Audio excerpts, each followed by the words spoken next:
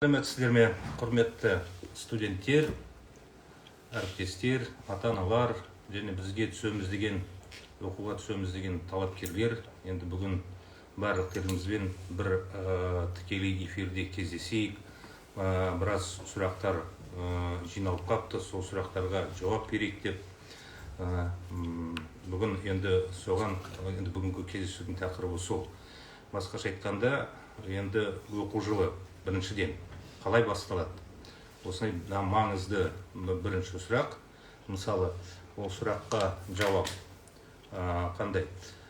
Енді былтырлары біз аралас оқыдық, не болмаса онлайн оқыдық. Биылдан бастап, биылғы оқу жылы офлайн, мына бұрынғы әдеттегі түрде өтеді.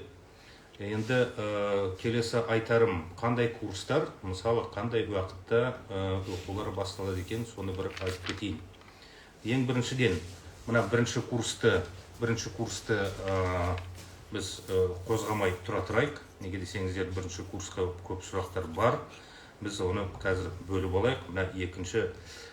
Біріншіден, мына екінші курс пенен бесінші курсқа дейінгі студенттер қалай оқиды, не істейді екен, соны анықтама қазір берейік. Соны тыңдап алыңыздар. Содан кейін бар бірінші курс және мына бізге түсеміз деген абитуриенттер туралы әңгімені әрі қарай жалғастырамыз. Мына академиялық календарь бойынша келесі оқу жылы, мына бірінші триместр, екінші және бесінші курсқа 5-ші қыркүйектен басталады. Ол дүйсенбі күні. Енді осы бірінші академиялық мерзім, мына бірінші триместр, мына 5-ші қыркүйектен 11-ші ноябрьге дейін жалғасады. Содан кейін барып, мына сессия вақыты ноябрьдің 14-нен 25-не дейін өтеді. Ал енді бірінші курсты алатын болсақ, бірінші курс енді бұлар ертерек келу керек. Ертерек болғанда мына 26 августтан 26 тамыз күні осында келіп жиналасыздар. Әрбір факультеттерге барасыздар. Мына ғимараттардың нөмірлері бар. Өздеріңізді мына әрбір ғимараттың алдында біздің ұстаздар қарсы алады. Мысалы, адасып жүрсеңіздер, мысалы, корпустарды шатастырып, онда өздеріңізге анықтама береді. Қай жақта қандай корпус, қандай факультет бар екен, оқиды екен, соны барлығын көрсетеді. Сол себептен, мына бірінші курс 26 августтан 2-ші қыркүйекке дейін презентациялық апта өтеді. Енді осы презентациялық апта кезінде өздеріңізбенен біздің университетті таныстырады декандар, мына кафедра меңгерушілерменен танысасыздар, өздеріңізді эдвайзерларменен танысасыздар және кураторлармен танысасыздар. Содан кейін барып өздеріңізді топ-топқа бөлгеннен кейін ары қарай мына оқу кестесі 29-нан бастап бірінші курсқа кестені біз жариялаймыз, сайтқа іліп қоямыз. Ал енді ары қарай мына оқу кестесі 2-5 курстың кестесі мына келесі дүйсенбі күні, яғни 22 тамыз күннен бастап сайтқа іліп қоямыз. Соны өздеріңіз қарайсыздар. Енді бірінші курсты алатын болсақ, бірінші курс енді жоғарғы курс түсінікті деп ойлаймын. Енді өздеріңіздің тәжірибелеріңіз бар, оқу үдерісі не екенін білесіздер. Бірақ та сіздерге сол маңызды бүгінгі білетін мына офлайн, не болмаса онлайн оқимыз ба деген, және қандай күннен бастаймыз. Сол екі сұраққа жауап қысқаша тағы да қайталап айтайын. Мына оқу офлайн ережесінде өтеді, және 5-ші қыркүйектен басталады. Ал енді бірінші курс 26 тамыз күні келгеннен кейін, мына презентациялық аптада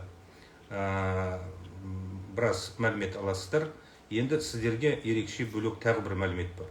Мына бірінші қыркүйек күні өздеріңіз білесіздер, бұл білім күні.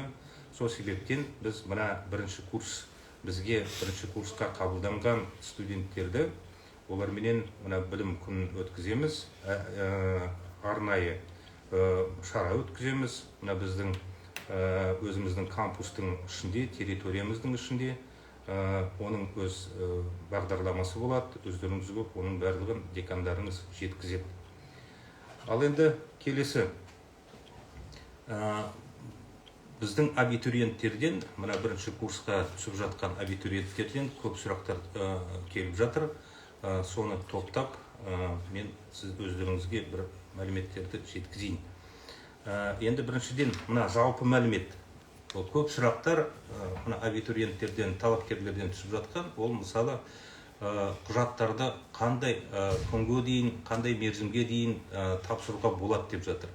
Мен ол сұрақты түсінемін. Неге десеңіздер, жан-жақтан енді әртүрлі өңірден бізге келетін балалар, біреулерінде билет болмай жатыр, біреулерінде жағдай болмай жатыр деген сияқты. Сол себептен мына алдын ала енді билеттеріңізді алуға тырысыңыздар. 25-не дейін осы құжаттарды түпнұсқасымен осында әкеліп тапсыру керек. Біз 25 күні осы айдың тамызы біз бұйрық шығарамыз. Мына бірінші курсқа қабылдау бұйрығы болады. Соған ілігуіміз керек. Бірақ та әртүрлі жағдай болады. Үлгермей жатсаңыздар, бізге хабарламай беріңіздер. Мына талапкерлерге тағы бір маңызды мәлімет. Мына бүкіл сұрақтарыңыз, қосымша тағы сұрақтар болатын болса, жеке қоятын сұрақтарыңыз болса, біздің сайтқа кіресіздер. Біздің сайтымыздың ішінде мына қабылдау комиссияның өз техникалық хатшылар бар. Солардың бүкіл телефондары бар. Сол телефондарменен мына колл-центр бар, соның телефоны бар. Сол телефондар арқылы мына байланыс жасап, бүкіл сұрақтарға жауап алуға болады. Оны ұмытпаңыздар. Және екіншіден, біздің қабылдау комиссия, енді қабылдау комиссия деген ол құжаттарды қабылдайтын біздің бөлім. Ол таңертең сағат 8-ден, енді күнді жұмысын сағат 8-ден бастайды. Түскі үзіліс жоқ. Бірақ та сол күні жиналған адамдар барлығы құжаттарын тапсыруға болады. Оған құбылжымай, мысалы ойымдамай, оны кешке дейін тоссаңыздар да, оны тапсырасыздар. Мына ақырғы адам тапсырғанша дейін біздің қабылдау комиссия жұмысын істейді. Енді тағы қандай мына сұрақтар бар? Жалпы қоятын сұрақтар. Мысалы, мына жатақханаға қалай орналасамыз, оның ережесі қандай екен деген сияқты. Ол сұрақтарға біздің Жайнагүл Айтмағамбетқызы, бұл кісі басқарма төрағасының орынбасары болғанда тәрбие және әлеуметтік жағдай жөніндегі орынбасары. Осы кісі қазір менен кейін бұл кісі өздеріңізге мәлімет береді және қойылған сұрақтарға жауап береді. Ал енді менде мына Инстаграм менен Фейсбукқа келген сұрақтар біраз жиналып қапты. Енді ол сұрақтарды мен өзімше былай топтап, неге десеңіздер, кейбір адамдар мына мысалы бір сұрақты көп адамдар қояды. Сол сияқты оны бір сұрақ деп есептеп, барлықтарыңызге жауап бердік деп солай келісейік. Ал енді бастайық. Міне сұрақтар келесі. Сіздерге әкім грантына документ өткізсе болады ма депті. Енді жауабы мынандай. Облыстық әкімшілік гранттарына өтініш беру жергілікті атқарушы органдар арқылы жүзеге асырылады. Енді сол өздеріңіздегі, өңіріңіздегі облыстық әкімшілік болсын, енді соған барып, сол құжаттарды тапсыру керек. Облыстық әкімшіліктерде гранттар бар, бөлінген. Бірақ та оның ішінде, мысалы, олар біздің университетке оқуға жібереме, жоқ па, біз әлі білмейміз. Сол себептен, сол жақтан гранттармен келетін болсаңыздар, онда біз документтеріңізді қабылдаймыз. Келесі сұрақ. Биотехнология мамандығына түсу үшін психометриялық тест тапсыру қажет пе? Жоқ, ондай тест тапсырылмайды.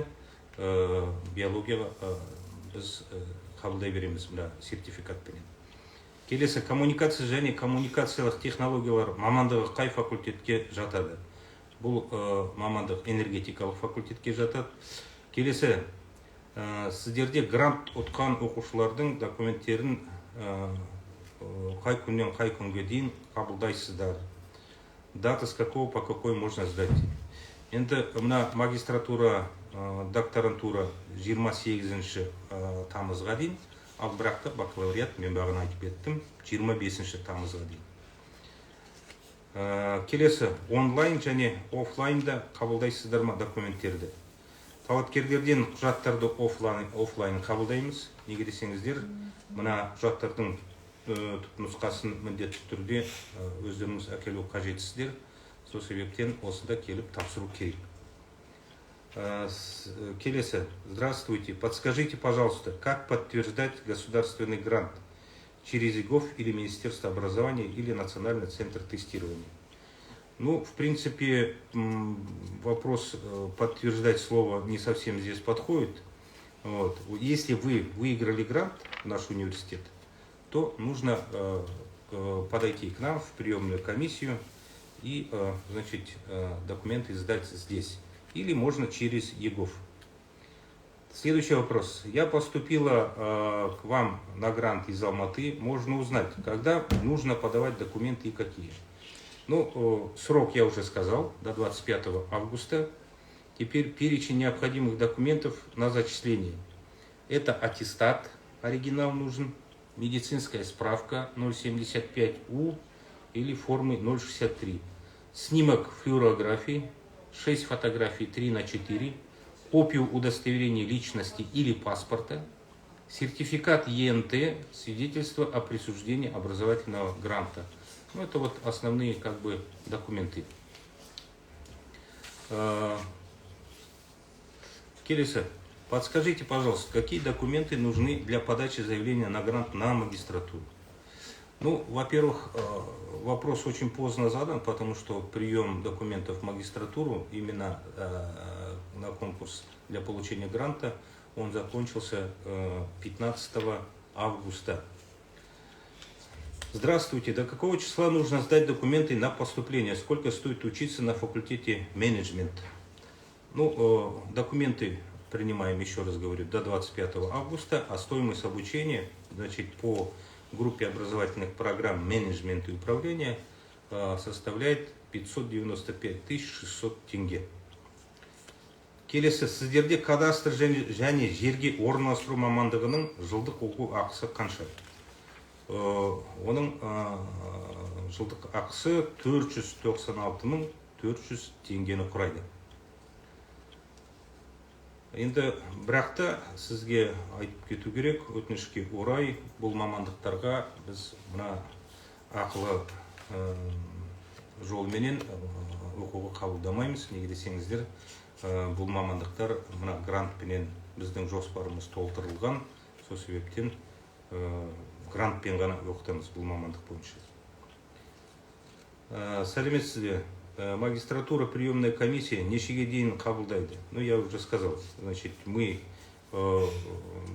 организовали работу приемной комиссии таким образом, что, значит, приемная комиссия работает целый день, практически мы с 8 утра открываемся для вас, вот, без обеденного перерыва, и работаем до тех пор, пока, значит, последний человек, значит, которого стоит в очереди, не сдаст документы. Ну, это может продлиться и до 7, и до 8 часов. То есть мы на время смотреть не будем. В любом случае, если кто в этот день пришел, мы у всех будем принимать документы. Следующий вопрос. Я хотел бы узнать, я выиграл грант на агроинженерию, правда, в своем городе, но хотел бы у вас, ну, видимо, он хотел сказать, что хочет учиться у нас. Это возможно сделать, спрашивает. Да, это возможно, если вы выиграли грант. Вот, ну, к сожалению, бывают даже ошибки, когда, значит, абитуриенты неправильно указывают там город, и вместо Нур-Султана попадает, например, в Алмату и так далее.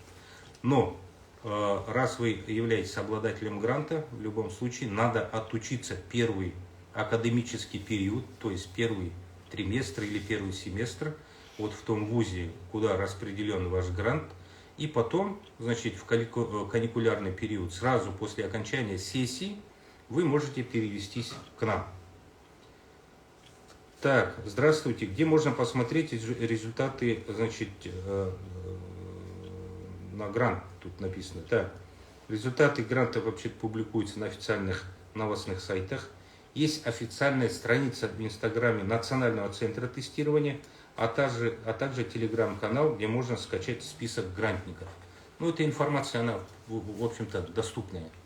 И вы по своему ИКТ, по той специальности, куда вы подавали, вы можете его найти. Так, какие есть профессии в вашем университете и их стоимость? Я еще раз вот говорю, всю информацию относительно вот таких общих вопросов, все это можно посмотреть на нашем сайте www.kazatu.edu.kz в разделе «Абитуриент». Там есть у нас и факультеты, есть и группа образовательных программ, есть и стоимость обучения. Вот там все это можно посмотреть. Так, платныйға тапсырмақшы едім. Қаншаға дейін қабылдайсыздар? 25 тамызға дейін. Грантқа түскендер 5 күн ішінде құжат тапсыруға керек. Тапсырмаса грант кетіп қалады деп айтып жатыр, рас па дейді. Жоқ, ол рас емес, ол 5 күннің ішінде тапсырыңдар деп ондай талап жоқ.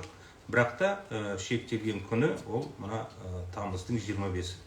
Сол себептен 25 тамызға дейін барлық құжаттарыңызды тапсырып, сол күнге шығатын мына бұйрыққа ілігу керексіздер.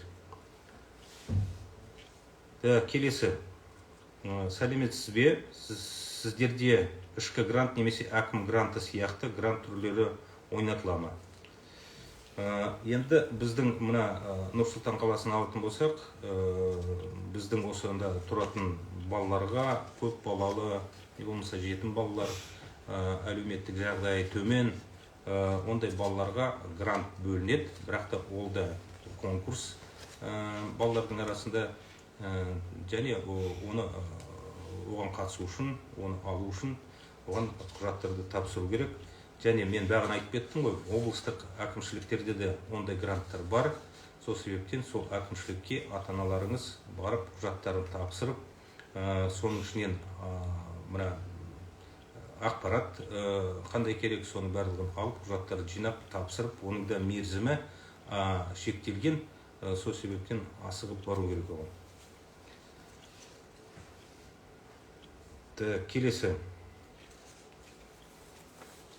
Сәлеметсіз бе? Бүгін қабылдау комиссиясына телефон соққанда маған оценка мамандығы бойынша магистратура жоқ деді. Ал сайтта бар деп тұр. Бар ма, жоқ па? Соны айтасыз бар. Бағалау оценка деген ғой. Мамандығы бойынша бізде қабылдау жүргізілмейді. Біз осы мамандық бойынша ақырғы жыл студенттерді оқытып жатырмыз. Енді ары қарай бұл мамандық бойынша оқу жалғасы болмайды. Так, тут спрашивают, в субботу работает или нет, выходные и так далее, приемная комиссия. Да, я уже сказал, мы работаем буквально до 25 августа, без выходных, без обеденного перерыва, поэтому, значит, все делается для того, чтобы вам было удобно, потому что мы прекрасно понимаем, что ваши родители, кто-то работает, они имеют возможность приехать только в выходные, поэтому приемная комиссия для вас открыта. Ал енді келесі. Мен грантты отказ етпекші едім. Қалай жасасам болады депті. Мен сіздерге бір ақыл берейін. Мына гранттан отказ беруге, мысалы, оған асықпаңыздар. Неге десеңіздер, енді грант дегеннің аты грант, ол өздеріңізге, мына ата-аналарыңызға кішкене ауыр жүк түседі. Оларға, неге десеңіздер, қазір сіздер ауыссаңыздар, ол платныйға ауысасыздар, платныйға барсаңыздар, оған ақша төлеу керек деген сияқты. Сіздер одан да мына бір семестр болса да грантпенен оқып шығыңыздар. Неге десеңіздер, мына бірінші семестрдегі оқу жоспары, орысша айтқанда учебный план, он в принципе одинаковый. Мына бүкіл бүкіл оқитын пәндер бір-біріне сәйкес, әрбір университет болсын, мына бір университеттің ішіндегі мамандықтар болсын, мына бірінші семестр айтуға болады барлығында бірдей деп. Сол себептен мына басқа жоғарғы оқу орнына не болмаса басқа мамандыққа ауысамыз десеңіздер, онда кішкене жеңілдеу болады өздеріңізге. Следующее. Подскажите, пожалуйста, может ли отец подать документы для поступления на грант? Ну, по правилам присутствие абитуриента обязательно. Поэтому вам нужно обязательно прийти со своими родителями, если они хотят, значит, участвовать в сдаче документов. Поэтому надо быть вместе с ними. Келесі сұрақ. Сәлеметсіз бе? Мен осы университетке түскім келген. Бірақ та приемныйда қате кетіп, мені Алматыдағы аграрный университетке жазып қойыпты. Кеше Алматыға грантқа түстім. Негізгі Нұрсұлтанға түсуім керек еді. Енді осы Алматыдан Нұрсұлтанға ауысып грантымды сақтап қалуға бола ма? Я, болады. Мен бағанаға айтқандай, бір семестр оқып шығыңыз, сол жақтағы сессияны тапсырыңыз.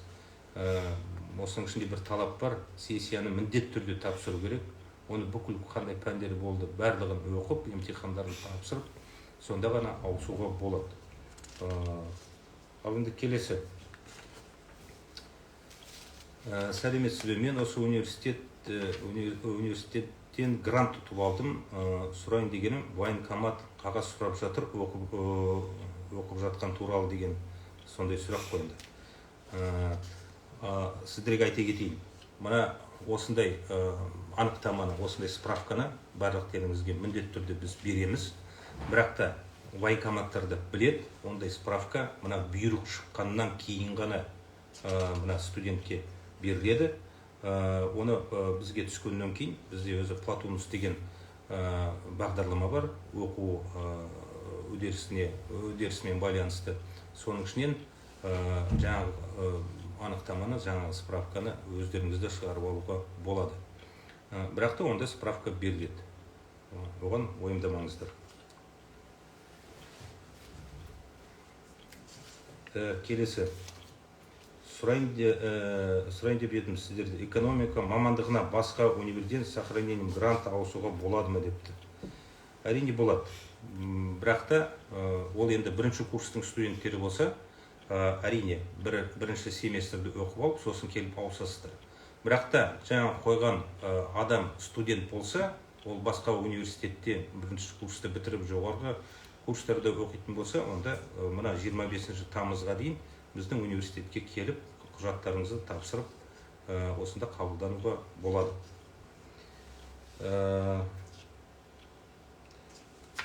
Енді мына жалпы сұрақтар кетті, мен оған жауап бердім. Мысалы, әр жақтағы сұрақтар, мына офлайн оқимыз ба, онлайн оқимыз ба деген сияқты қай уақыттан бастап, оны мен басында барлығын айтып кеткен. Ал енді келесі сөзді біз Жайнагүл Айтмағамбетқызы сізге берейік. Мына өзіңіз енді көріп отырсыз, мына бағанада айтып кеттім. Өте көп сұрақтар, мына жатақхана туралы, сол себептен енді біздің мына студенттер бар, бірінші курсқа түсіп жатқан абитуриенттер, бірінші курстың студенттері бар. Соларға осы түсіндіріп айтып берсеңіз.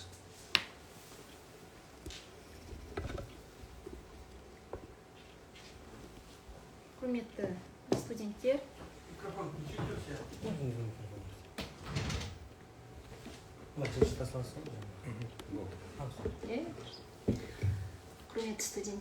біріншіден Сәкен Сейфуллин атындағы Қазақ агротехникалық университетінің студенті атанған үлкен мәртебелеріңізді құттықтаймыз. Енді бүгінгі тікелей эфирде әлеуметтік сұрақтар бойынша сұрақтардың барлығы бір мазмұнда деп айтуға болады. Яғни жатақханаға орналасу қашан басталады, жатақхана төлемақысы қандай, қашаннан бастап баруға болады. Сондықтан да бұл сұрақтардың барлығына толық бір ақпарат ретінде жауап беруге тырысамын. Біріншіден, университеттің студенттік жатақханаларына орналастыру бірінші курстар үшін 22-25 тамыз аралығында қаралады. Екінші курстар үшін 26-27 тамыз аралығында, ал жоғары курстар және магистранттар, докторанттар үшін 1-ші қыркүйектен 9-шы қыркүйек аралығында, осы 1-7 аралықта магистранттар, докторанттар, жоғары курстар әлеуметтік жағдайына қарай жатақханаға орналасады. Бірден айтайын, жалпы жатақхана бірінші кезекте бірінші курс студенттерін толық орналастырамыз, содан кейін жоғары курс студенттері қаралады. Енді жатақханаға өтінішті қалай бересіздер?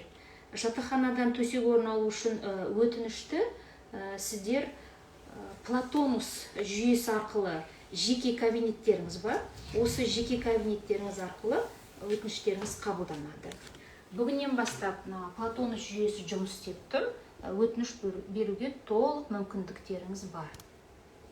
Ендігі сұрақ, Платонусқа жаңағы жүйесінде жатақханаға электронды өтініш берген уақытта қандай құжат тіркейсіздер? Және жатақханаға барғанда қандай өтініш құжаттар қажет деген мәселе. Платонус жүйесінде тек қана бір ғана құжат тіркейсіздер, яғни сіздердің әлеуметтік жағдайларыңызға қатысты анықтамаларыңыз болса, мысалы көп балалы, толық емес отбасы, аз қамтылған отбасы деген сияқты осындай құжаттарыңыз ғана сұралады. Басқа құжаттарды тіркеу міндетті емес.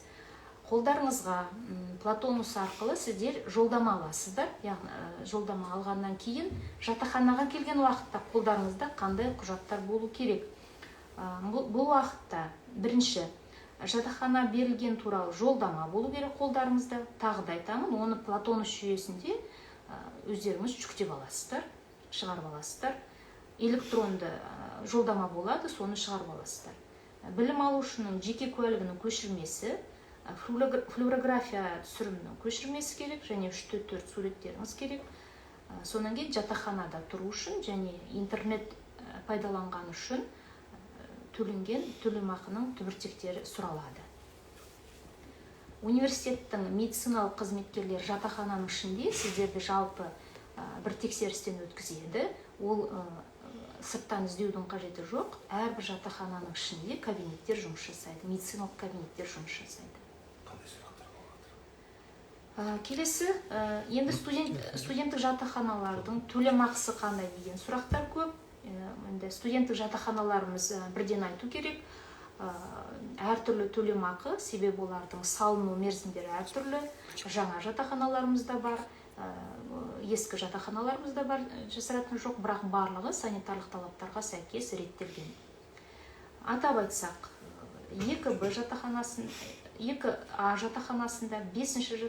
2Б жатақханасында 5-ші, 6-шы, 3-ші жатақханаларда бір айға тұру ақысы 12 000 теңгеден, 7-ші жатақханада бір айға тұру ақысы 15 000 теңгеден, 8-ші жатақханада бір айға тұру ақысы 18 000 теңге, студент 10 айға төлеу керек, және түбіртегі жатақханаға барғанда қолында болу керек. Интернет бойынша бір айға төлем ақысы 1100 теңгені құрайды, студент 10 айға төлеу керек. Жалпы төлем жасау үшін қазір банктерге жүгірудің қажеті жоқ. Халықтық банктың немесе Каспий банктың электронды қосымшалары арқылы төлем жасай аласыздар. Бірақ студент өзінің иінін көрсетіп, өзінің жеке құжатындағы аты жөнін дұрыс жазу керек. Тағы бір назар аударатын мәселе, жатақханада тұру үшін университеттің реквизитіне төлейсіздер, ал интернет пайдаланған үшін төлемақыны Центральная Азия Телеком деген жауапкершілігі шектеулі серіктестікпен біз ынтымақтастық бағытта жұмыс жасаймыз. Осы серіктестік бізге интернет жүйесімен қамтамасыз етеді. Сіздер төлемақыны интернет бойынша Центральная Азия Телеком реквизитіне төлеу қажет. Кейде біздің студенттеріміз төлемақы жасағанда университеттің атын дұрыс көрсетпей жатады, немесе жатақхана төлемақысын интернет төлемақысын университетке аударып жатады. одан 2 жұмыс болады. Сондықтан да мен қазірден бастап сіздерге жалпы ерекшелігін айтып отырмын. Осы мәселелер. Енді бұның барлығы, ақпараттың барлығы қазір біздің университеттің сайтында басты парақшасында ілулі тұр. Және де мынау Платонус арқылы электронды түрде өтінішті қалай береміз деп алаңдамаңыздар. Сол университет сайтында тұрған хабарланды. Инстаграмда да жібердік біз, жарияладық. Сол сайттағы инструкция, нұсқаулық деген қосымшаны ашсаңыздар, әрбір қадамы жазылған. Сіздерге 2 тілде жазылған, қазақша және орыс тілдерінде. Сол нұсқаулықты толық пайдалануға мүмкіндіктеріңіз бар. Ендігі мәселе, қай факультеттің студенттер қандай жатақханаға орналасады? Жалпы біздің университеттің меншігінде 6 студенттік жатақханамыз бар. Техникалық факультеттің студенттері 7-ші жатақханаға орналасады. Жоғарыда айтып өткеніміздей, оның төлем ақысы 15 мың теңге айына 10 айға төлеулеріңіз керек, яғни сіздер 150 мың теңге төлейсіздер. Университеттің реквизитіне аударасыздар. Келесі, мынау агрономиялық факультетінің орман шаруашылығы, жабайы табиғат және қоршаған орта факультетінің студенттері, ветеринарлық факультеттің 1-ші курс студенттері, энергетикалық, экономикалық факультетінің студенттерін біз 8-ші жатақханаға орналастырамыз. Бұл жатақханада 1 ай төлемі, жатақхана ақысы 18 мың теңге, сіздер 10 айға төлеу керексіздер. Келесі, компьютерлік жүйелер және кәсіптік білім беру факультеті және жер ресурстарын басқару, сәулет және дизайн факультетінің студенттерін 5-ші жатақханаға орналастырамыз. Сіздердің корпустарыңыздың қасында осы 5-ші жатақхана орналасқан, арасы бір 3 минуттық 2 минут жер болады. Әр факультеттің жатақханасы өзі корпустарының қасында, оқу ғимараттарының қасында. Сіздер, яғни айына бұл жатақханаға 12 мың теңгеден төлейсіздер. Және енді біздің Щучинск қаласында орман шаруашылық факультетінің практикалық тәжірибелік оқу ғимараты бар. Ол жерде енді біз 3-4 курстар орналастырамыз. Ол жердегі төлем ақылары енді 12 мыңнан болады. Және де 6-шы жатақханамыз бар.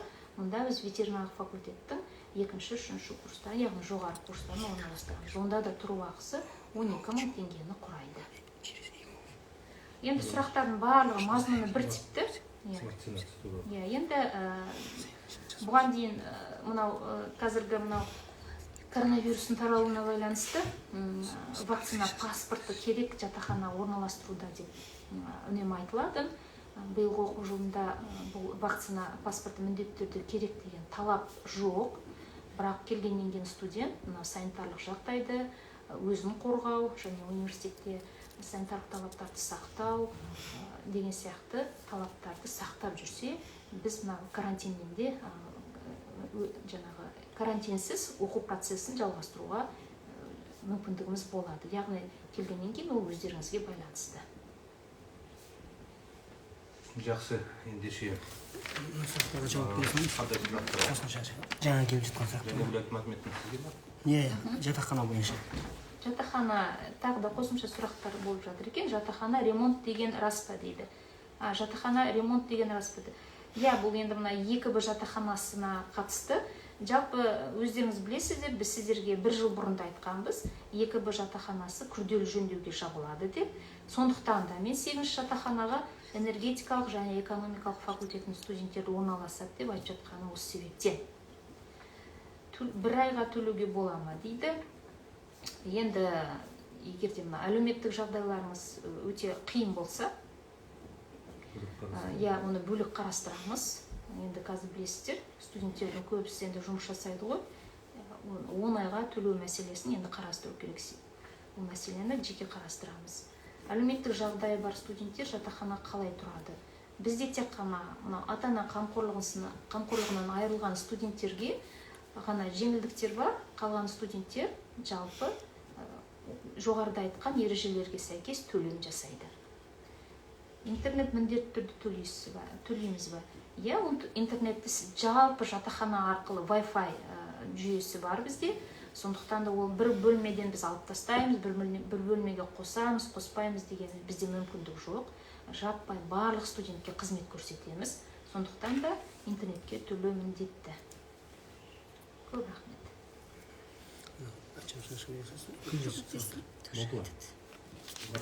Да, 2 последних. Да, сұрақтар бар екен. Тогда заселение для первого курса. Уважаемые студенты, заселение в студенческих общежитиях будем организовать следующим этапом. Для первого курса, заявление первых курсов будем рассматривать 22 по 25 августа. Заявление от старших курсов будем рассматривать 26-27 августа. А заявление магистрантов, докторантов будем рассматривать с 1 по 9 сентября. ЕГОВ арқылы заявление керек па? ЕГОВ арқылы заявление қажет емес, берулеріңізге де болады, ол жағында қарастырамыз, бірақ негізі біздің студенттеріміздің өтінішін жоғарыда айтқандай Платонус жүйесі арқылы қабылдаймыз. Электронды түрде электронды өтініштер бересіздер. Магистратура қай жатақханаға орналасады? Магистранттар қай жатақханаға орналастырады? Магистранттарды жалпы біз 4-ші жатақханаға орналастыруды жоспарлап отырмыз. Және де Керей Жәнібек хандар 14 мекен жайындағы жатақханалардан орындар беріледі. Асхана жатақханада. Әрине, әрбір жатақханада, әрбір оқу ғимаратында бізде асханалар жұмыс жасайды. Рахмет, Жайнагүл Айтмағамбетқызы. Басқа енді сұрақтар жоқ сияқты. Құрметті студенттер, құрметті ата-аналар, әріптестер, енді барлықтарыңызге түсінікті шығар. Біз айтқан берген мәлімет арқылы. Енді ары қарай тағы бір қосымша бір сұрақтарыңыз болатын болса, жеке сұрақтарыңыз болатын болса, онда мына сайтқа жазуға болады, ректор блогына жазуға болады. Оған біз жауап беруге дайынбыз. Міне, осыменен бүгінгі кездесуімізді аяқтайық. Барлықтарыңызге рахмет қатысқан үшін. Аман сау болайық. Мына бірінші курс студенттері оқуға түсіп жатыр, грант ұтып алған балалары бар, ақылы ретінде түсіп жатқан. Барлықтарыңызге құтты болсын. Мына біздің мекеме, біздің Қазақстан бойынша белгілі мекеме. Жуырда мысалы біздің агенттіктер бар, рейтингті анықтайтын жоғарғы оқу орындарының. Соның ішінде біздің орнымыз өте жоғары. Мына 3-ші орында біз тұрмыз. Сол себептен біздің жоғарғы оқу орын белгілі мекеме, белгілі жоғарғы оқу орын. Сол себептен мына таңдағаныңыз дұрыс, таңдағаныңыз мына құтты болсын. Ары қарай оқуды жалғастырып, біз бүкіл жағдайларды енді сіздерге жасаймыз. Барлығы сәттілікпен болсын. Өздеріңізді тосамыз. Мына студенттерге айтып жатқаным. Енді өздеріңізді оқу жағынан оқуды ары қарай жақсартуға тырысыңыздар, жақсы білім алуға тырысыңыздар. Ата-аналарыңызды ар жақтан өздеріңізге көмек жасап жатыр ғой, қолдап жатыр. Соны да ақтау керек. Өз болашақтарыңызға да керек нәрсе. Сол себептен осы алдағы бүкіл болашақтарыңыз маңызды, соған мән беріңіздер.